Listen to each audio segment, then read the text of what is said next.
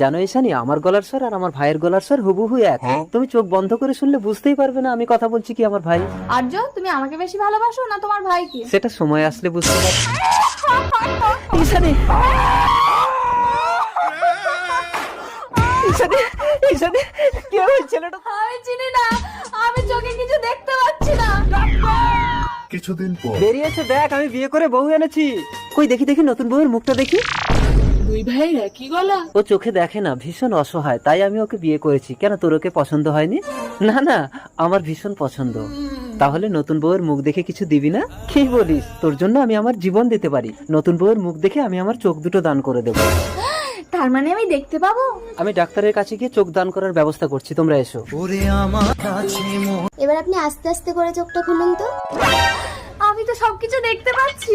ঈশানী, তোমাকে চোখ দান করেছে আমার দাদা। তার মানে তুমি আমাকে বিয়ে করে